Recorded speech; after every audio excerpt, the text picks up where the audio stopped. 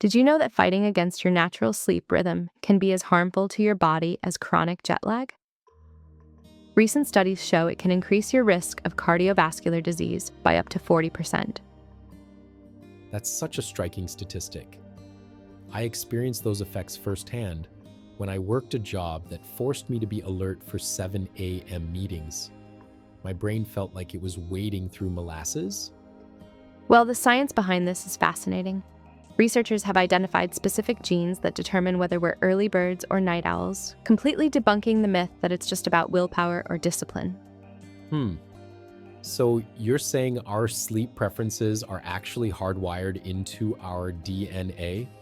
Exactly. And get this. Studies show that trying to override your natural chronotype can impact everything from cognitive function to metabolic health. It's like forcing a nocturnal animal to be active during daylight hours. Speaking of natural rhythms, I've noticed I hit my creative peak around 8 p.m. It's like my brain suddenly clicks into high gear when most people are winding down. That's so interesting about your evening energy pattern. Have you developed specific strategies to maximize those productive night hours? Oh yeah, I've got it down to a science now. I start with dinner at 7 p.m., take a short walk to transition, and then from 8 p.m. to midnight, that's my deep work zone. The quiet is like a superpower. But here's what really intrigues me. How do you manage the wind down process? Because research shows that screen time within 2 hours of sleep can reduce melatonin production by up to 50%. Well, I actually follow a strict shutdown protocol.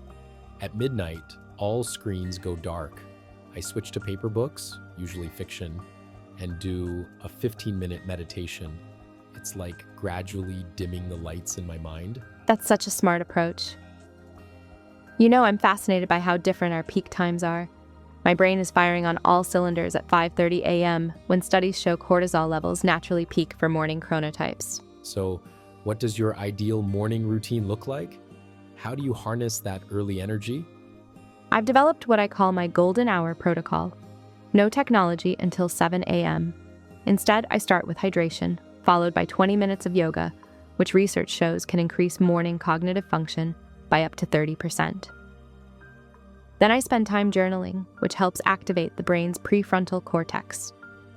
The way you describe that morning routine makes it sound almost meditative. How long did it take you to develop these habits?